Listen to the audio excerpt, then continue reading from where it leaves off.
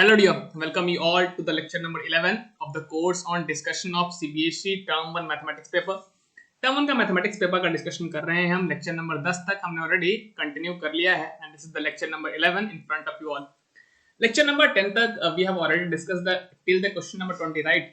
सो जिस किसी ने भी लेक्चर नंबर अगर 1 से लेकर 10 तक नहीं देखा है तो उसके अंदर हमने सेक्शन ए के जो 20 सवाल थे उसको निपटा दिए हैं और आज से हम स्टार्ट करने वाले हैं सेक्शन बी के सवाल है ना, जो कि क्वेश्चन नंबर 21 से स्टार्ट हो रहे हैं. तो आइए फालतू की बातें है ना बाद में कर लेंगे, अभी हम क्वेश्चंस का जो है डिस्कशन स्टार्ट करते हैं. So here we have the question number 21 on the screen. The question says if one of the zeros of the quadratic polynomial this is -3 then the value of k is. कहता है कि आपको एक quadratic polynomial दिया हमने है ना, तो लिख ले क्वाड्रेटिक पोलिनोमियल को क्या हम.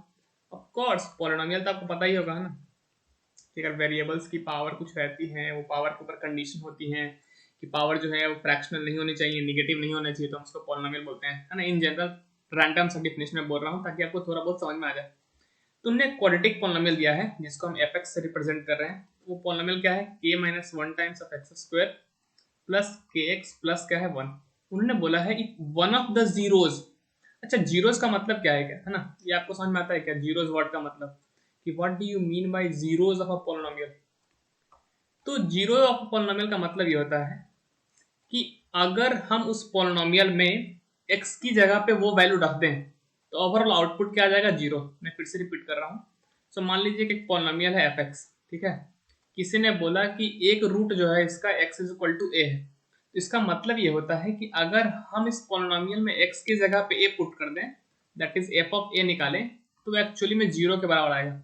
तो अगर कोई वैल्यू x की किसी पॉलिनोमियल का रूट है, जीरो है या फिर सॉल्यूशन है, ये तीन वर्ड हम यूज करते हैं, मैं लिख दे रहा हूं यहाँ पे. रूट्स की बात करे, कोई आपके साथ सॉल्यूशंस की बात करे, चाहे आपके साथ कोई क्या करे जीरोस की बात करे, तो इन तीनों केसेस में मतलब समझ जाना कि अगर हम वेरिएबल की वैल्यूज वो वैल्यू रखते हैं जिसको बोल रहा है कि वो जीरो है, तब फाइनली जो फंक्शंस की वैल्यू आएगी उस पॉइंट पे वो जीरो के बराबर होगी. क्या ये बात समझ में आ रही है. तो इतनी सारा कॉन्सेप्ट, इतनी छुपिद्दी सा कॉन्सेप्ट हमने डिस्कस कर लिया है. तो और सीधा सवाल सवाल ये कहता है कि एक क्वाड्रेटिक पॉलिनोमियल दिया हुआ है, इसका वन ऑफ द जीरोज -3 है. तो चूंकि -3 है ना, इसका एक जीरोज है, since x = -3 is a zero of a given polynomial fx. कहता है कि जो गिवन पॉलिनोमियल है जिसको हमने fx माना है, चूंकि x = -3 उसका जीरो है ना, मतलब बोला है उसने, क्वेश्चन वाले ने खुद बोला है. तो जब फंक्शंस के अंदर हम x की जगह पे -3 रख देंगे तो वो जीरो आना चाहिए. तो देखो x की जगह पे -3 रखो तो पहले तो यहाँ पे k - 1 है तो k - 1 रहने दिया इंटू एक्स स्क्वायर. तो x की जगह पे अगर -3 रखोगे तो ये -3 का स्क्वायर बन जाएगा plus k times of x. तो k रहने देता हूँ, x की वैल्यू -3 रखा और यहाँ पे साथ में साथ क्या है, यहाँ पे +1 भी है तो +1 = 0. यहाँ से सॉल्व करिए, k की वैल्यू आ जाएगी और वही आपसे पूछा है. तो अगर आप गौर से देखोगे तो -3 का स्क्वायर आपको आ जाएगा 9, तो 9 टाइम्स ऑफ k - 1 प्लस यहाँ पे आ जाएगा -3k प्लस का 1 = आ जाएगा 0. अगर आप फर्दर सिंप्लीफाई करें तो ये 9 जब k से मल्टीप्लाई होगा तो बन जाएगा 9k, -1 से मल्टीप्लाई होगा तो बन जाएगा -9. सिमिलरली ये -3k प्लस का 1 = हो जाएगा 0. ठीक है ना भाई. तो अगर ये 9k है, 9k में से अगर 3k जाएगा तो बताओ कितना आता है, बताओ 9 में से 3 जाएगा तो कितना आएगा. ऑफ कोर्स आपको पता है ये है ना, जस्ट जोकिंग, जस्ट किडिंग है. आपको पता है वैल्यू जो है वो 6k के बराबर आएगा. और एक कांस्टेंट की अगर हम बात करें तो -9 प्लस का 1 कितना आएगा, -8 = 0. तो अगर आप यहाँ से 6k की वैल्यू निकाले तो वो 8 आ रहा है, तो k की वैल्यू आ जाएगी 8/6. अगर ऊपर नीचे देखें तो 2 एक कॉमन फैक्टर है तो नीचे में 2 से कैंसिल किया तो 3 बचेगा, ऊपर में बचेगा 2 4 ज़ा 8. तो फाइनली आंसर कितनी आ गई 4/3. तो अगर k की वैल्यू 4/3 रखोगे तो ये जो पॉलिनोमियल तुम्हारा बनेगा ना उसका एक रूट -3 जरूर होगा. ये हमने कैलकुलेट कर लिया and hence they are asking the, हाँ वो भी पूछ भी रहे थे वही ना हमसे कि बताओ k की वैल्यू बताओ. तो k की वैल्यू कितनी आ गई 4/3 आएगी. ऑप्शन नंबर 1 ही करेक्ट है. -4/3 ना जी, 2/3 ना, -2/3 ना.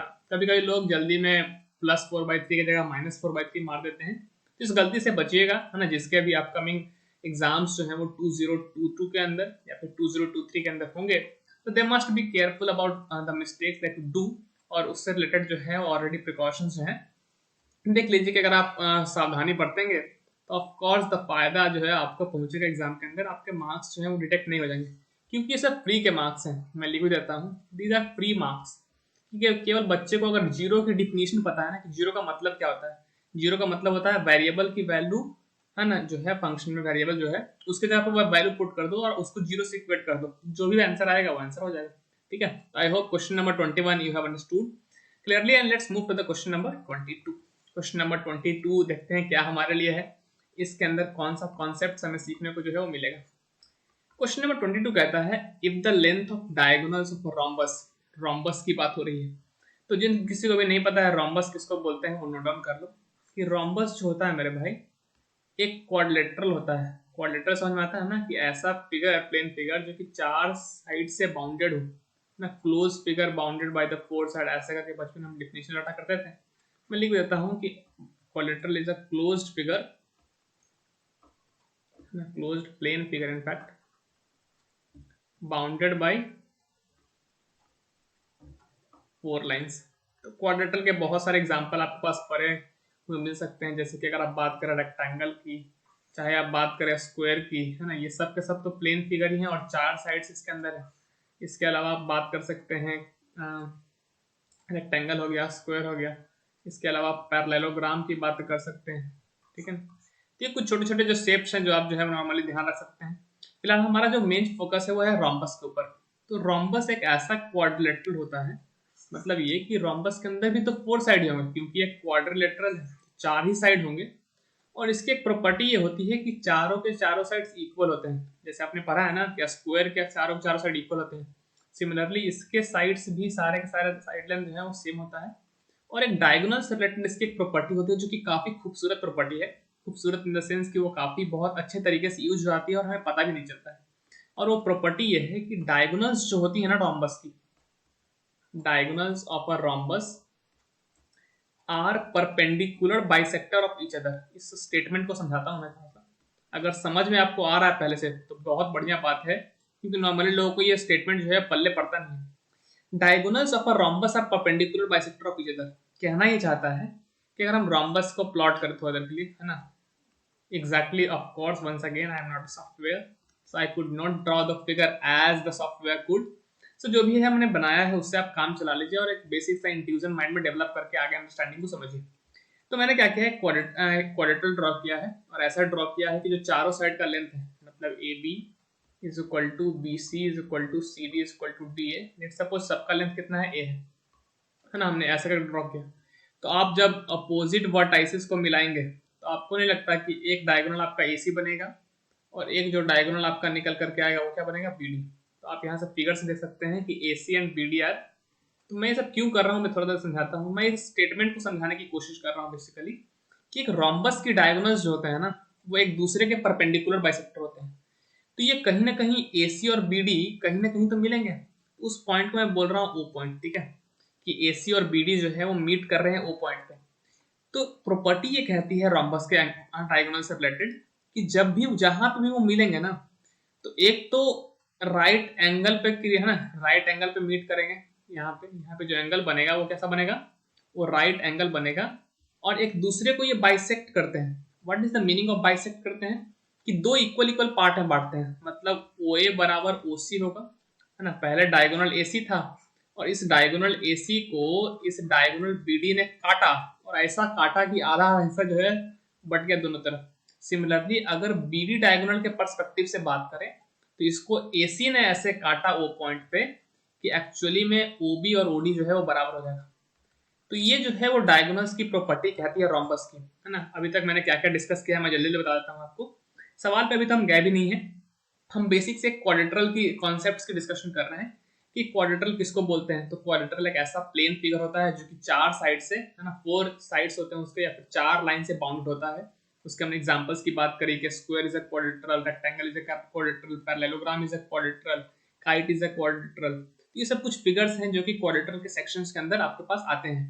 उसी में से अगर हम बात करें किसकी, रोम्बस की, तो ये जो रोम्बस क्वाड्रिलेटरल है ना मेरा भाई, ध्यान रखना कि रोम्बस एक खास ऐसा क्वाड्रिलेटरल है जिसके चारों के चारों साइड्स इक्वल होते हैं।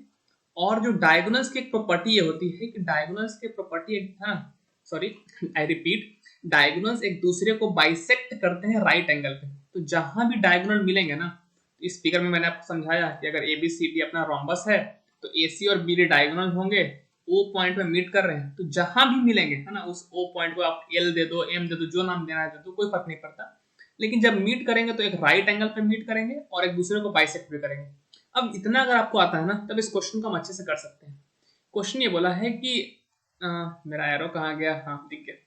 So if the length of diagonals of a rhombus are 10 centimetre and 24 centimetre, तो मान लो कि AC वाला का लेंथ उन्होंने दिया है कितना, 10 सेंटीमीटर, है ना। आप किसी के भी डायगोनल को लेंथ मान सकते हो, ऐसा कोई स्पेसिफिक तो क्वेश्चन में दिया नहीं है कि ABCD है या क्या है क्या नहीं है। तो हमने AC को जो है वो मान लिया 10 सेंटीमीटर लेंथ का है, BC का जो मान लिया वो 24 सेंटीमीटर का है। और आप यहाँ से देख सकते हैं कि डायगोनल्स का लेंथ इक्वल नहीं है ना। ऐसा मत समझ जाना कि रोम्बस के जो डायगोनल्स होते हैं वो इक्वल होते हैं, नहीं। रोम्बस के डायगोनल्स का लेंथ इक्वल नहीं होता, उनकी प्रॉपर्टी होती है कि एक दूसरे को राइट एंगल पे बाइसेक्ट करते हैं। और इतना देने के बाद उन्होंने पूछा है कि the perimeter of rhombus is. अब रोम्बस का पेरीमीटर अगर चाहिए मेरे भाई, तो पेरीमीटर का मतलब क्या होता है कि sum of length of all the sides, है ना, सम ऑफ लेंथ ऑफ बाहरी किनारों का जोड़ोगे ना। तो अब चूंकि रोम्बस है, 4 साइड है इसके पास, तो सारे साइड का अगर लेंथ जोड़ दोगे तो तुम्हें पेरीमीटर मिल जाएगा। अब सबका लेंथ तो सेम ही है, तो अगर हम इसको ए बोले हैं तो ये भी ए होगा, ये भी ए होगा, ये भी ए होगा। तो मतलब हमसे 4 टाइम्स ऑफ ए पूछा है ना, कि अगर पेरीमीटर निकालना है तो चारों को जोड़ दो, ए ए ए ए 4 टाइम्स, तो निकल कर क्या आ जाएगा 4a। अब अगर हम ए निकाल लें, ए मतलब साइड लेंथ को अगर निकाल लें तो अपना काम हो जाएगा, उसको 4 से मल्टीप्लाई कर देंगे तो पेरीमीटर आ जाएगा। क्या ये बात भेजे में गई? अच्छा, अगर AC 10 सेंटीमीटर है और डायगोनल्स एक दूसरे को बाइसेक्ट करते हैं, तो मैंने बताया था कि OA और OC बराबर होंगे। तो AC टोटल लेंथ है 10 सेंटीमीटर, AC को हम अगर 2 हिस्से में बांटेंगे, OA और OC, तो तुम्हें नहीं लगता क्या कि आधा आधा बटने के बाद OA और OC की लेंथ 5 सेंटीमीटर हो जाएगी? पहले 10 सेंटीमीटर था तो आधा आधा बांट दिया। सिमिलरली OB और OD का जो लेंथ है वो 12 सेंटीमीटर हो जाएगा। क्यों? क्योंकि पहले था 24 सेंटीमीटर पूरा कंप्लीट डायगोनल का लेंथ, अब जैसे ही बाइसेक्ट करेगा तो आधा आधा कितना हो जाएगा, 12 सेंटीमीटर।